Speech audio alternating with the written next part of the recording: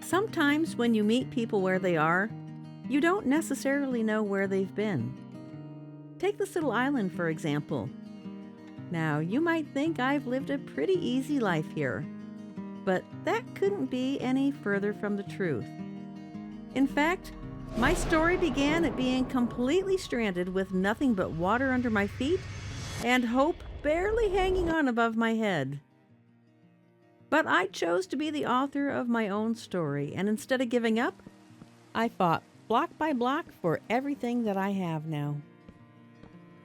Now you might say that I've reached a point where I'm extremely content. But if there's one thing I'm learning, it's that being content and being complacent can look an awful lot alike. Now, my mama raised me to be grateful for everything I have. Take nothing for granted and count your blessings. And as Ralph Waldo Emerson famously said, hitch your wagon to a star, which pretty much means don't let comfort shrink your horizon. Be content with what you have, but don't lose sight of what more is possible.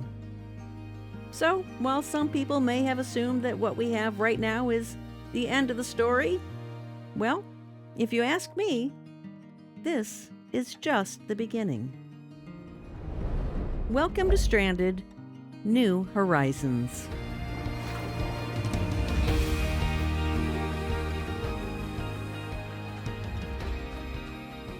And what you're looking at now is pretty much what my routine has been since day one.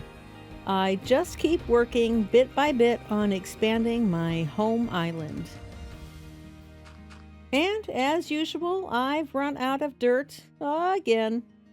While most people think of diamonds and ancient debris as some of the most valuable items around, for me, oh no, it's dirt.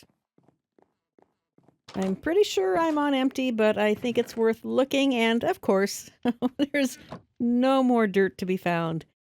Well, with all this motivational talk about bettering ourselves, I guess it's time we hitch our wagon to that star and roll out. And by wagon, I mean boat, and by roll out, I mean row out. So I'll explain my idea to you on the way over, but I think you'll like it. So obviously this place has been a labor of love so far, and there's still plenty left to do, but I don't want our entire world to be just one island. We need to expand. We need new land to shape, new places that feel like they're waiting to be discovered. I mean, even if we are the ones creating them. I don't know if this is actually making any sense or not. I'm trying to just make it the feeling that there's more. There's more than just this. And if I'm being honest, I'm also hoping that by having more scattered locations, maybe it's going to entice more watering traders to stop by. Right now, I'm kind of thinking they are our only hope for any wood other than oak. And yeah, I'm kind of desperate for anything other than oak. Now, for our first new island, I'm thinking something a little more industrial, a quarry of sorts. A place dedicated to digging up the things we need, dirt, stone, and whatever treasures we can manage to gather. But it's actually going to be more than that. I've got some pretty interesting ideas if we can actually pull them off. Now, there's going to be a few twists along the way, but I'll tell you more about that when we get there. Just trust me on this. Now, I don't claim to know very much about what a quarry actually looks like or exactly how it's meant to function. But I figure out here, there's no rules. So eventually this outline, all of this is going to need to be drained. This is where we're going to dig all of our resources from. Our dirt, our stone, our ores, you name it. It's all going to come out of this big hole in the ground. So draining it, well, that's something that we are going to have to figure out another day. Because today's problem is just trying to figure out how to make this outline interesting and at least somewhat symmetrical. But in addition to the quarry, we're going to make this an entire developed island. It's going to be rocky. It's going to be industrial. We're going to have masons out here. Ooh, and with masons, that means we're going to get some terracotta, which means we'll have some more color to splash around the island as well. Pretty much our only limitation is our imagination and resources and skill. But, come on now. Have a little faith. It may be a bit of a rough outline now, but I have a feeling it is going to turn into something amazing. All right, now that the quarry has finally started to take shape, the next step is going to be figuring out how we're actually going to start mining it. Now for that, I think we are going to want to get Silk Touch. That way we can pull stone straight out of the ground instead of having to throw cobblestone into the furnace to make stone. And not to mention the fact that I think it will be just a lot faster doing it that way. But getting Silk Touch is easier said than done. We're either going to have to convince a librarian villager to sell us a Silk Touch book, and we all know how uncooperative villagers can be, or we're going to need to build an enchanting setup ourselves, which means we need bookshelves. And based on the lack of cooperation by the villagers so far, I think that an enchantment setup is going to be the way to go. Either way, I want to get some books, and we can always try with the villagers again later, but for now, I think it is going to be off to the stronghold for us. Get a job! Oh, so stubborn. Now, I know we could just buy bookshelves from the librarians, but we've got to be a little protective of our emerald inventory because just in case we do get lucky and get a wandering trader wandering by with some saplings to sell, I do not want to be caught without emeralds. And right now, the only way that we have to get them is through stick trades, and with those little teeny azalea trees, well, it is a little cumbersome to have to harvest the wood in order to get the stick trades. So we are going to save our hard-earned emeralds, and instead, since I know the location of the stronghold, we are going to head on out there and we can get a bunch of books from the bookshelves, and then we can set up our own enchantment area. The ironic part is if we had Silk Touch, we could grab the entire bookshelves, but it's kind of like a little bit of Minecraft Inception, but it's all good. We will make it work. Plus, as an added bonus, we will be able to get more of the stone brick varieties that we can also use on our island build. And in case you're wondering, no, we have not gone into the end or fought the dragon. We simply came out here to look for apples. Yes, you heard that right. To look for apples. That is how much of a struggle we have had in this ocean-only world. Okay, we are definitely going to want to grab some of these stone bricks and even some of the... Oh, dang, I hate those things. They're so annoying. But luckily, they are pretty easy to handle. Anyway, as I was saying, we'll go ahead and grab a bunch of this so that we've got some more decorative stone blocks for our island. And you know what? I'm probably going to even grab some of the regular stone and andesite as well. Because why not? We're going to need it. Oh, wait, I don't have Silk Touch. Ugh. It's fine. It'll be fine. We will end up getting Silk... Oh my gosh, what the heck? What is going on? I mean, once in a while, fine, I'm used to these things, but holy cow, why are there so many? I came for the books and the stone bricks, but apparently I'm going to be leaving with some emotional damage. Dang. I did finally manage to track down the library, and not only did I manage to get the books that I actually came here for, but even got a few bonus ones as well. And they will definitely come in handy.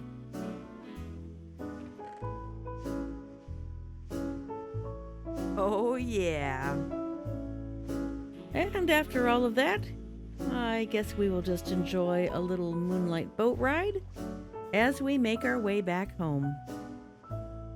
Enjoy the rest while we've got it, because we have got a lot of work ahead of us.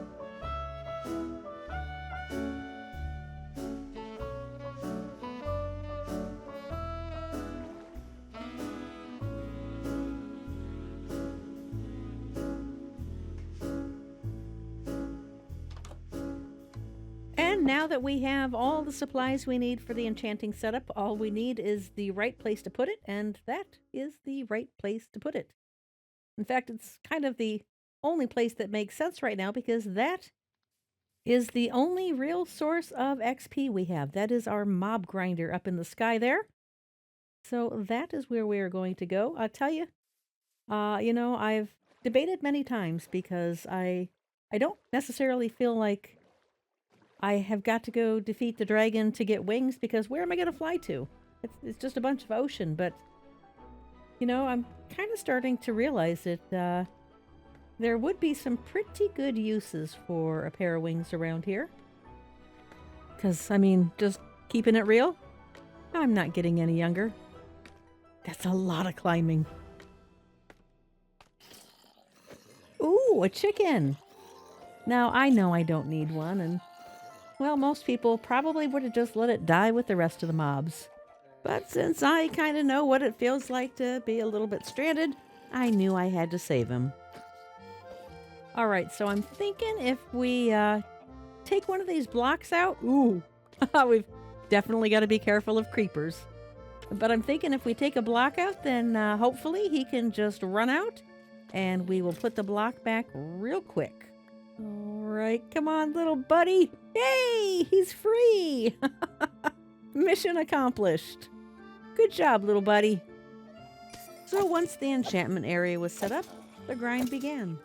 I earned myself some levels, tried my luck at some enchanting, did a little bit more grinding for some levels, and continued to accumulate more and more junk in the chest, which eventually I needed to take care of the way only I know how.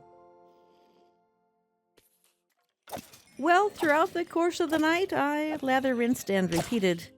I got a bunch of armor enchanted, and not only that, I got the main event, the Silk Touch pickaxe, finally.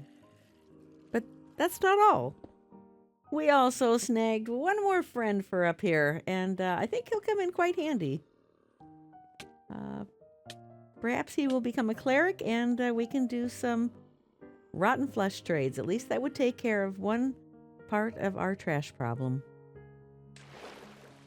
Not that we have any sort of trash problem to speak of. No. You saw nothing. At this point, there's nothing left to do but to actually set out on the arduous task of laying down the groundwork of this island. Now, the first step in this journey is to wall off a temporary entrance into the quarry. Just enough room to get in and start pulling stone from below, because we are going to need a lot of stone. This also gives me the chance to practice draining the water with sand. Lots of practice in just this tiny little area. And I already know that we really need to find a better way. If you think about it, there's a bit of poetry in recognizing the fact that almost everything that's shaping this island starts from below the surface. The stone we're pulling out from down below isn't meant to be seen. It's just raw material, quietly doing its job without anyone noticing. But little by little, we're bringing it up to the surface where it can start to take shape into something new, something bigger than it was before. And next on the agenda is a little trading hall for the Mason villagers.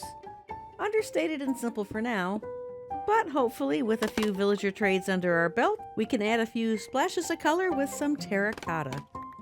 But for now, it's nothing too elaborate, just a place that makes sense for what this island is meant to be. Now, we are definitely not finished, but I would say this island is starting to take shape. Well, I think we all know what's coming next. We need sponges. Draining the quarry means that we are going to have to face the ocean monument, guardians and all. And that's a fight that we're not entirely equipped for yet. So before we rush in, there's a few things that we need to prepare first. And let's just say that those things, well, they're not necessarily the safer option. As I'm trying to remember where I keep my gold armor, let's see if you can figure out that this means we are going to have to go into Yeah, you guessed it. My very least favorite place to go, the Nether. There's an old idea that keeps coming up whenever things get hard, that the work worth doing is usually the work that you'd rather avoid. Now, nobody wakes up excited for the tedious part, the grind, the waiting, the uncertainty. But discipline, it's not about wanting to do the work. It's about choosing to do it anyway because what it builds matters more than how it feels in the moment. Going into the Nether, definitely not the fun path to take, but it is the necessary one. So you might be wondering why on earth I'd need to go into the Nether just to deal with an ocean monument. The short answer is potions, water breathing to be exact. And to make those potions, well, I need supplies that only exist in the Nether. Mainly blaze rods, but I also need to get my hands on some nether wart. Now, I've already put a few safeguards in place inside the fortress, which does help. But safe is a generous word. Danger lurks not only around every corner in this place, but also at the destination. Oh my gosh, I hate it here so much. Oh, okay, we've got the spawner. I don't exactly know how to get to it safely. There's so many mobs around. The only real plan I have, honestly, is what I usually do with these things, and that is to dig a chamber out underneath it. At the very least, it should make it at least a little bit safer. I mean, if nothing else right now, it is at least giving me a little bit of extra protection.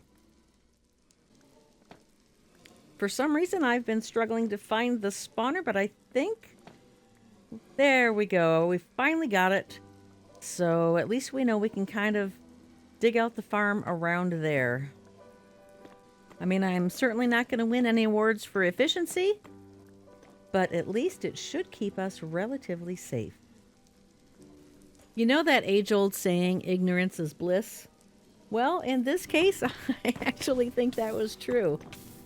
I didn't realize that there were 2 blaze spawners here, because if I had, I probably would have hesitated, planned more, overthought more. Instead, I just ran in there full speed ahead with a bit of blind faith that everything would work out pretty well like it normally does, and thankfully, it did. Now that the worst part is over, we still have to get ourselves some nether wart and some soul sand. So with that, our work here is done. Oh, it always feels so good to get on the other side of that portal, even if it is raining. All right, I'm going to go gather our supplies, and off to the ocean monument we go. What could possibly go wrong? Hopefully, these words will not come back to haunt me, but I normally do not find ocean monuments to be that hard to handle. Kind of just a couple of things that you need to keep in mind. The first of which is it's definitely helpful to have some potions of water breathing. Now, you could also place a conduit under there, but, well, you need the blocks from the monument in order to run the conduit, so to me that seems kind of silly. So we are going to go the water breathing route. And for the small price of a single piece of redstone, we will upgrade from 3 minutes to 8 minutes of water breathing. Now, the other thing that I like to take with me to an ocean monument is not 1, but 2 buckets of milk. Now, each of these buckets is used for a very specific purpose at very particular times in the ocean monument. I know this probably doesn't make sense now if you've never been to one. Just bear with me. I will show you when we get there. Just know that we will be very happy to have them later. And I also decided that I was going to wise up and start using a lodestone to find my way home. It's very, very tricky to navigate the open waters because there's no landmarks, so this should help us get home safe and sound. And you're probably wondering, Emmy, you know how to get to the ocean monument. Why would you not know how to get home? Well, I know which direction it is from home, but once I get out there, I get really turned around. It's a me thing. From a distance, the ocean monument almost feels quiet, unassuming, like it's been down here longer than anything else in this world. Now, what I didn't expect was the little neighborhood of drowned protecting the monument. In fact, before I gave the monument a second thought, the drowned made sure they were the first problem I had to solve. And it all started with a single trident launch, which missed, barely. However, the second one didn't. My boat shattered, and suddenly I found myself in the water face to face with an HOA that clearly didn't want me here. I went in swinging hard, but they were swinging harder and a little bit more frequent, so I had to back off for a minute. I didn't have a lot of time to recuperate before another trident was launching my way. So on to round 2, back and forth trading hits, but this time I had the last laugh. Well, for a minute anyway, then I guess his other 5 buddies didn't like me laughing and they came to teach me a lesson. Or maybe they just wanted to review the community guidelines with me. I'm not sure. You know how HOAs are. However, one by one, the complaints stopped coming in, the tridents stopped flying, and eventually the entire neighborhood went quiet. With the HOA fully disbanded, we could finally turn our attention back to the monument. Now, remember before when we were talking about those 2 buckets of milk? Well, this is exactly where one of them comes in extremely handy. When you first approach an ocean monument, you get hit with what is known as mining fatigue, which means it is very, very slow to break any blocks. So that first bucket of milk gets rid of that mining fatigue just long enough to get into the monument itself. Now, it's only temporary. You are going to get it back again, but at least it gets you in the building. All right, so I'm just going to stay out of view for a minute here while I recuperate my health, and then the battle shall commence. Now, as I alluded to earlier, I don't really think ocean monuments are that difficult to overcome, but I was really struggling early on here. I got really locked in those rays. I was having a hard time getting out of them, and this would not be the first time I had that issue, but I'm getting ahead of myself. With 1 Elder Guardian down, we've got 2 more that we need to find. Ooh, and that container there is where all the gold is hidden, but that is a project for later. So the way this works is that every ocean monument contains 3 Elder Guardians, and once all 3 of them are defeated, then you will no longer get mining fatigue. Now the first one is easy to find, it's always right there up top. But the other ones are a little bit more tricky because, like almost every structure in Minecraft, it's like a maze, and you have to figure out which way to get to the room. Ooh, the room that you're looking for. And actually, technically, this is the ultimate room that we're looking for. But since we do, in fact, have mining fatigue right now, we cannot easily get those sponges, so we're going to have to try to find our way back to them. Until then, I continue to go in circles for a little while until finally I managed to find my way to the second of 3 Elder Guardians.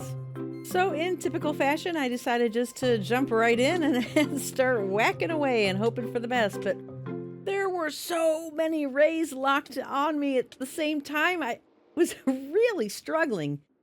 Half of the time, I couldn't get out of the way of the rays. The other half of the time, I was just paralyzed. I couldn't move. So at this point, I figured I would make myself a couple of safe spots so I could try to get out of the way of those rays and have some time to recuperate. So while normally I would just kind of go in and make my way through with brute force, this time I decided I was going to have to use a little bit more strategy. So basically, I chose my battles wisely. So I pretty much laid back and picked my spots, and then when I was ready, I ran in and took my jabs and then retreated when needed. Until finally, I defeated Elder Guardian number 2. Not gonna lie, that was a lot harder than what I'm used to. But we still got 1 more to go, so onward we press. With 1 left to go, I went in ready for the biggest, baddest battle of them all, but luckily this last one was actually relatively easy to defeat. He didn't have very many of the little guardians guarding him. And with all 3 Elder Guardians defeated, that brings us to the second bucket of milk. And this one I like to have so that we can immediately get rid of the mining fatigue once and for all. Now normally, we would now start gathering blocks, getting those sponges, but we are really low on food, so I think I'd rather run to the boat real quick, grab some more baked potatoes, and then we will get our much-deserved rewards. Now, obviously, our main priority for this trip is the sponges, because we are going to need those to drain our quarry. But there is certainly no harm in grabbing some other decorative blocks as well. Now, I have to say, we're actually lucky that this ocean monument did have a sponge room. But not only did it have one sponge room, but I found out that it actually had a second sponge room. Now, it is very possible that the ocean monuments can have no sponges whatsoever. So 2 sponge rooms, that is really quite a treat. But as if that wasn't enough, I actually found a third. So, we definitely hit the jackpot with sponges. So I would say this little adventure was well worth it. And in case you thought I forgot about the gold, absolutely not. I grabbed that as well. With the ocean monument now behind us and a long boat ride ahead, I had a bit of time to think about what we just went through. Now, it was definitely more challenging than what I was expecting, but not harder than anything that I was able to handle. It was just different than what I'm used to. Looking back, I'd say that I learned that when things like that happen, there's no need to panic. Sometimes you just need to slow down, take a breath, and look at the problem from a different angle. Because most of the time, the path forward is already there. You just can't find it until you slow down long enough to see it. Now, I don't know if you're going to be able to handle what I'm about to throw at you, but brace yourself. This is one of the few times that I'm looking forward to going into the Nether. Because if you've never used the Nether to dry out wet sponges, well, you are in for a treat. Now you just try to tell me that that sizzle isn't satisfying. I love it so much. I don't know why, but I just do. So I picked what I thought was a relatively good spot and started to tower up. Wet sponge after wet sponge. Still, just as satisfying as ever. And of course, as they say, what goes up must come down. And that is probably the nicest thing you'll ever hear me say about the Nether. And on that note, I've had enough and ready to get out of here. Now that we have got all of our sponges acquired and dried out, it is time to take them over to their rightful place at our brand new quarry. At this point, we have got mostly everything we need to get that quarry up and running. We've got the basic structure of the island in place, a few details to bring it to life, and now we have got the sponges that will actually let us drain our quarry. Not every battle is meant to be fought the moment that you're prepared, and the battle of draining this quarry, well, I think it can wait for another day. Because sometimes progress isn't always measured by what you push through. Sometimes it's measured by knowing when to stop. And right now, I actually think that stopping and resting is the better part of progress. If I had a bumper sticker on my boat, it would say that strength is built in preparation. Wisdom is knowing when to rest.